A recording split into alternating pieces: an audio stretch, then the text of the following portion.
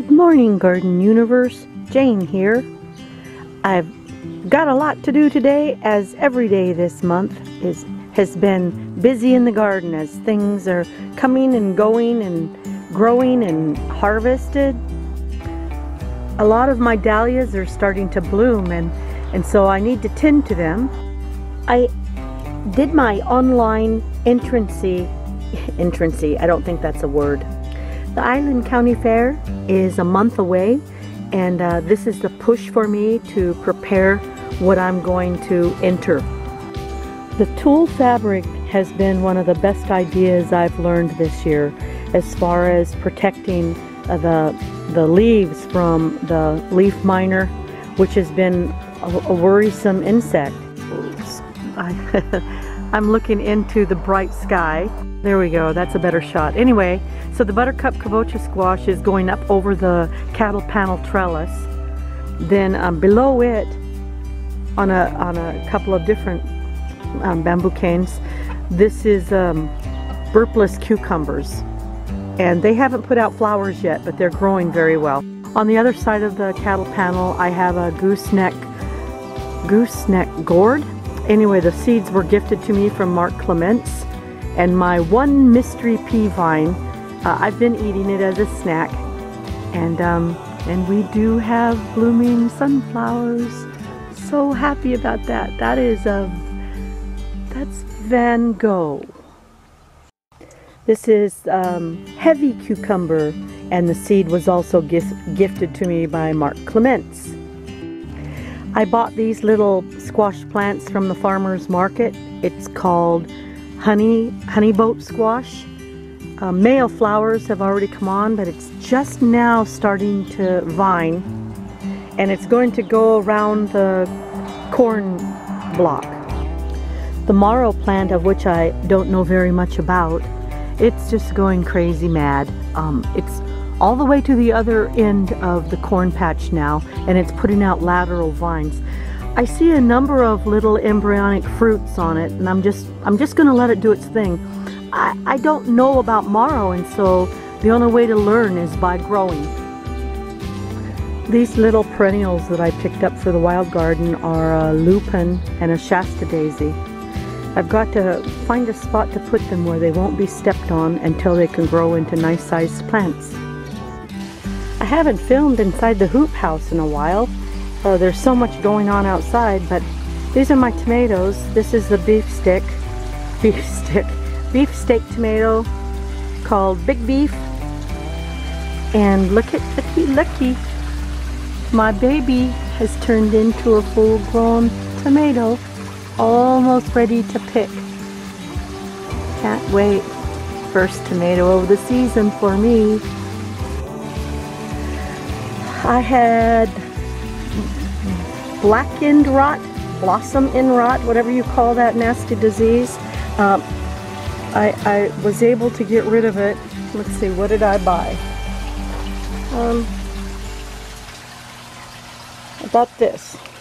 Rot Stop. Helps correct calcium deficiencies. Good for cucumbers, melons, and peppers. So I sprayed it on all the tomatoes a couple of times, and no more blossom end rot. This tomato right next to the Big Beef is called Heirloom Beefsteak Tomato Brandywine Pink. It gets those, what do you call them? The big mega blooms, and they turn into these really distorted tomatoes, of which I've never been a real fan of, but you know, it's a tomato. It's not going to waste. I'm going to eat it. And this plant has got quite a few fruit on it already. So then let's see, down here we have the peppers. They're coming.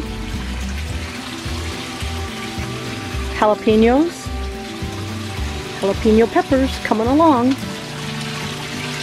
And this is was called Giant Tomato. The seed came from Mark Clements, and it also puts out distorted mega blooms, and then these really bizarre looking tomatoes happen. So we'll see what happens, you know. I'm all for trying new things. So I come in here every day and I play with the blossoms. Because you know, I can't really count on the pollinators getting into the hoop house unless I leave the door wide open. And so, let's see, other than that one big fruit, there's just lots of blossoms. And here's another one. I think I have 5 of these all together, and 3 of them are in the greenhouse. But yeah, look at, my friends in the UK would probably know why this happens and all of that. I think they're bred for it, to make big heavy tomatoes. So you see, it's got the big mega bloom, and then it's got the distorted double stem, which is probably a good thing to hold that big heavy fruit. I have just a couple of Orlando goldfish left in here with a few friends. They get to stay in the greenhouse all summer. Remember my Vietnamese species orchid? It's been over a month. It's still blooming. It's just beautiful, beautiful. Oh, I don't know, 5 inches? 5-inch spike there? I'll take it. The little pink one is still blooming in here. And this one, Mary Moats. That one little new growth right there, still going. This is a really nice big orchid. It's got 1, 2, 3 flower spikes. It had 4, but I broke it by accident before I knew what it was. The Cinderella pumpkin patch is doing marvelously well.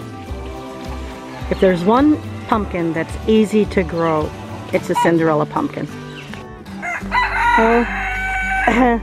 It's morning time. All the chickens are up and out and about. And here is a Cinderella pumpkin vine leader that is coming out under the fence just like I wanted it to. Down in all that Cinderella pumpkin goodness of foliage everywhere are 2 beautiful Cinderella pumpkins. Well, you are just the noisiest thing today. This is my self-blue rooster, and he is king of the flock. Well, I've got cover over this. Look at, I'm so happy about that.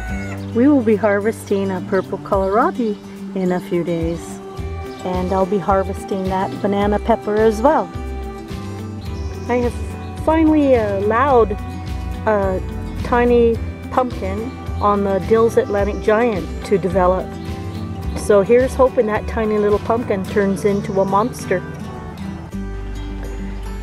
Every time I come out here, I need to help myself to a little raspberry snack. Yep. There we go. Those look yummy. Oh, out here, this is a Gallica rose called Ginny Duval. Ooh, we've got Marionberries scrambling through it. I think I need to help myself. Yum. I've put tool protection around a few of the apples, and so hopefully they'll be in really good shape to enter in the fair. That's my update for today. Thanks, friends, for visiting. If you liked my videos, please give a thumbs up, share. If you haven't subscribed, please do, and hit the little bell if you'd like updates and reminders. So, oh boy, I love this time of year, I really do. This is the yellow transparent apple. Thank you for visiting. Until next time, friends. Cheers, everyone.